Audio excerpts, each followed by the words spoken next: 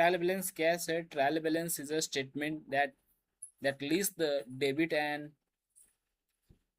credit balance of all ledger account on a particular date।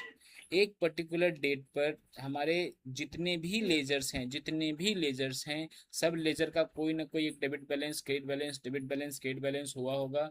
उन सारे ledgers का debit balance, credit balance का एक मैं लिस्ट प्रिपेयर करता हूँ। वही लिस्ट का स्टेटमेंट कहलाता है सर हमारा ट्रायल बैलेंस। इसका पर्पस क्या होता है सर? इसका पर्पस तो कई सारे पर्पस हैं, इसके बिना तो मैं फाइनल अकाउंट बना ही नहीं सकता हूँ सर। लेकिन फाइनल अकाउंट बनाने के पहले अगर इसके और भी पर्पस के बारे में अगर हम जानने का कोशिश करें तो ये हम बनाते हैं sir generally to check the arithmetical accuracy of the ledgers. Ledger बनाने के दौरान हमने कहीं जोड़ घटाव में तो गलतियां नहीं करा, कहीं बैलेंसिंग कैरी फॉरवर्ड करने में तो गलतियां नहीं करा।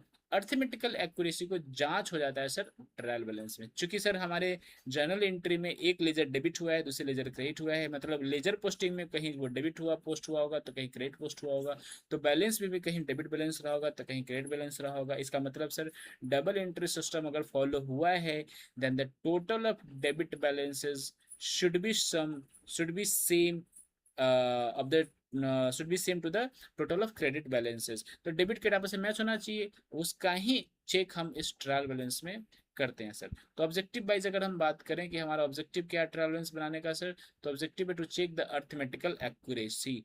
फिर सर दूसरा ऑब्जेक्टिव सर, हम इसके बिना फाइनल इसका अकाउंट। मीनिंग क्या है? किसका इसका मीनिंग? मीनिंग क्या है आर्टिफिशियल एक्यूरेसी मतलब? अर्थमेटिकल, अर्थमेटिकल मतलब जोड़, अर्थमेटिकल मतलब सर जोड़ घटाव, मैथमेटिकल, मैथमेटिकल एक्यूरेसी पता लगाना। सम्स करने में, जोड़ घटाव करने में कहीं गड़बड़ तो नहीं हो गया? होता है ना, कभी कभी हम जोड़ते हैं, एक लिस्ट हाँ जोड़ते हाँ हैं, हाँ। उसमें हम लोग कुछ अमाउंट कुछ गड़बड़ लिख दिए, तो वो जांच इस ट्रायल बैलेंस में हो जाएगा सर।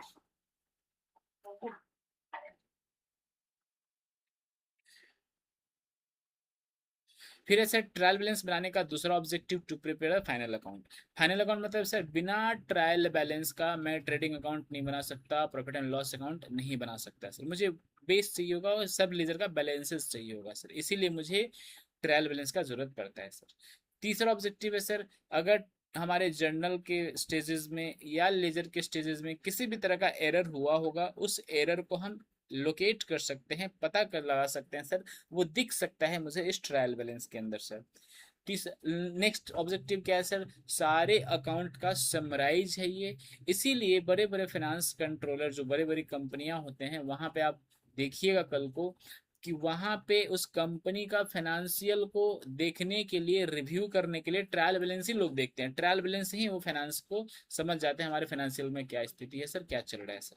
तो हमारे अकाउंट का ये समराइज स्ट्रक्चर होता है सर। अब अगर फीचर बात करें इसका, तो पहला चीज ये बनता कब है सर? ये बनता है हमारा जब लेजर बनाना पूरा हो गया, लेजर का पोस्टिंग पूरा हो गया, लेजर का बैलेंसिंग पूरा हो गया, उसके बाद इसको आप बना सकते हैं। It means it prepared after posting and balancing और लेजर अकाउंट। दूसरा, it is not a part of books of account but it is a statement. ये कोई लेजर नहीं है, मतलब ऐसा नहीं कि इसमें कोई अकाउंट अकाउंट बनाने वाले हैं, ये अकाउंट अकाउंट नहीं बनता सर, ये स्टेटमेंट है sir, statement, it is just a statement.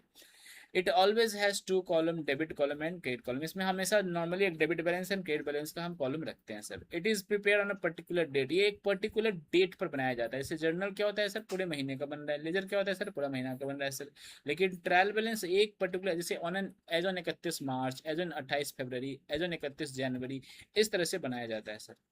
It is not a conclusive proof of accuracy. और हाँ ये भी है कि इसमें पूरा का पूरा सही ही हुआ है, इसका प्रूफ है क्या? नहीं, इसमें जस्ट आपको अर्थमेटिकल एक्यूरेसी पता लगेगा, मतलब जोड़ घटाव गणितज्ञ मैथमेटिकल किसी भी तरह का अगर कुछ प्रॉब्लम हुआ है जर्नल लेजर के दौरान पे, तो वो चीज आप यहाँ पे पता लगा पाएंगे सर।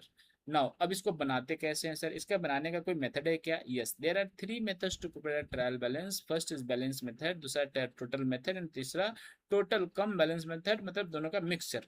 बैलेंस मेथड के दौरान, अंडर द बैलेंस मेथड, हम लोग के पास सारे लेजर का बैलेंस होता है सर? हाँ सर होता है सर। तो हमने जब ट्रायल बैलेंस बनाना है तो दो अमाउंट का कॉलम रखना है, एक डेबिट बैलेंस का और एक क्रेडिट बैलेंस का। जिन जिन लेजर में डेबिट बैलेंसेस आया होगा उन उन लेजर को उस स्टेटमेंट में डेबिट बैलेंस के अंदर पुट कर दीजिएगा, शो कर दीजिएगा। जिन जिन लेजर का क्रेडिट बैलेंस आया होगा उन उन लेजर को वहां पे लिस्ट में क्रेडिट बैलेंस की तरफ पुट कर दीजिएगा। ऐसे जो बनाइएगा जो मेथड होगा उस मेथड को हम लोग बोलते हैं सर बैलेंस मेथड। अब पढ़िए क्या लिखा है मैंने। बैलेंस मेथड के अंदर लिखा है under this method we will be use only net balances of all legal account. और हम लोग एग्जाम में अगर क्वेश्चन कुछ ना बोले कि कौन सा मेथड से बनाना है तो इसी मेथड से आप बनाइएगा सर। चूंकि इंडस्ट्री प्रैक्टिस में इंडस्ट्री जगह पे जितने भी जगह पे आप कल को काम करिएगा तो बैलेंस मेथड ही आपको बनते हुए देखने को मिलेगा। दूसरा मेथड आता है हमारा sir total method. Total method में हम क्या करते हैं सर? टोटल मेथड में हम लोग डेबिट एंड क्रेडिट का बैलेंस नहीं ले जाते हैं, टोटल डेबिट का सम, टोटल क्रेडिट का सम। जैसे मिस्टर एक्स का अकाउंट है तो मिस्टर एक्स के अकाउंट में जितना डेबिट रहा होगा और जितना क्रेडिट रहा होगा दोनों का अमाउंट टोटल उठा करके ट्रायल बैलेंस के टोटल डेबिट में टोटल क्रेडिट में पुट कर देंगे सर। मतलब sir under this method we will be shown the total of both debit and credit side of each account. सारे अकाउंट का टोटल हम वहां पे शो करेंगे सर, बैलेंस शो नहीं करेंगे। इसको प्रैक्टिकल वे में आप कल को देखिएगा नहीं, कहीं पे भी प्रैक्टिकली इसका काम होता है नहीं, बट ये भी एक स्ट्रक्चर है ट्रायल बैलेंस बनाने का सर। तीसरा आता है सर जहाँ पे हम टोटल कम बैलेंस मेथड। ऐसे मेथड में हमारे पास 4 कॉलम हो जाएगा अमाउंट का, हम उसमें बैलेंस भी रखेंगे और हम उसमें टोटल भी रखेंगे, दोनों का हाइब्रिड मिक्सचर है sir, total cum balance method. आगे बात करेंगे फॉर्मेट को लेकर के। तो फॉर्मेट हम ऑलरेडी हम बात में बोल चुके थे। हमारा नेम ऑफ अकाउंट एक लिस्ट एक कॉलम में रहेगा सर, और एक जगह उस अकाउंट का डेबिट बैलेंस है या क्रेडिट बैलेंस है सर। हम बैलेंस मेथड में इसी प्रकार से बनाएंगे सर। अगर टोटल मेथड रहता तो क्या करते हैं सर? टोटल डेबिट का अमाउंट एंड टोटल क्रेडिट का अमाउंट क्या है सर उसको हम यहाँ पे शो करते हैं sir. Now steps to prepare trial balance, इसको बनाने का क्या स्टेप्स है सर? तो सबसे पहले जितने भी हमारा जर्नल हुआ है उसको पहले लेजर में पोस्ट कर दो। Post the all transaction from the journal to ledger. सारे ट्रांजेक्शंस का जर्नल से लेकर के लेजर में पोस्टिंग हो गया क्या? हाँ सर हो गया सर, अच्छी बात है। अब सारे लेजर का बैलेंसिंग कर लो। बैलेंसिंग हो गया क्या ईच एंड एवरी लेजर का? हाँ सर हो गया सर। नाउ लिस्ट करो सारे लेजर के अकाउंट को, सारे लिस्ट यहाँ पे लिख दो सर। और उनके क्लोजिंग बैलेंसेस को मतलब नेट बैलेंसेस को उठा करके आप ला करके यहाँ पे पुट कर दो। जैसे डेबिट बैलेंस है तो डेबिट कॉलम में पुट कर दो, अगर क्रेडिट बैलेंस है तो क्रेडिट कॉलम में पुट कर दो। अब जरा दोनों को सम करो, दोनों सम करोगे तो टोटल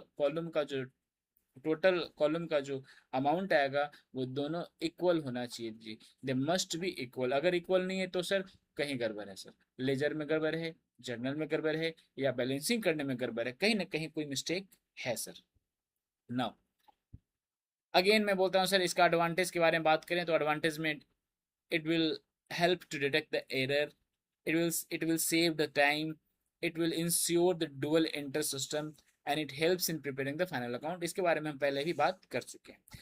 लिमिटेशन का बात करें कि even if the trial balance agree, कभी कभी क्या होगा कि ट्रायल बैलेंस मैच कर गया लेकिन उसके बावजूद भी कुछ इशू हो सकता है, कुछ एरर हो सकता है। जैसे हम बात करेंगे, इसीलिए हमारा अगला चैप्टर स्टार्ट हो जाएगा sir rectification of errors. Error कई तरह का होता है सर, जैसे error of commission, error of omission, error of principle, compensating error. इस तरह के एरर्स को ये ट्रायल बैलेंस में may be effect and may not be effect. और जैसे बहुत सारे ट्रायल बैलेंस में कुछ एरर ऐसे होते हैं सर कि वो ट्रायल बैलेंस को इफेक्ट ही नहीं करते हैं। जैसे एरर ऑफ ओमिशन, मैंने एंट्री लिखा ही नहीं, मैंने एंट्री छोड़ दिया, जो अकाउंट डेबिट होना था जो अकाउंट क्रेडिट होना था उसको मैंने छोड़ दिया, कंप्लीटली छोड़ दिया। एरर ऑफ ओमिशन में मैंने कंप्लीटली ओमिट कर दिया। पार्टली ओमिट करोगे तब तो ट्रायल बैलेंस इफेक्ट कर जाएगा, और कंप्लीटली ओमिट करोगे तो ट्रायल बैलेंस इफेक्ट नहीं करेगा। इसीलिए मैं बोल रहा हूँ sir it may effect the trial balance, it may not effect the trial balance. इसीलिए सर कुछ कुछ एरर्स ऐसे होंगे जो ट्रायल बैलेंस को इफेक्ट नहीं करता है, मतलब एरर है उसके बावजूद भी हमारा ट्रायल बैलेंस मैच कर जाएगा। यहाँ तक हम लोगों ने ट्रायल बैलेंस पढ़ा था, और अगला हमारा जो चैप्टर स्टार्ट हो जाएगा वो हो जाएगा सर रेक्टिफिकेशन ऑफ एरर।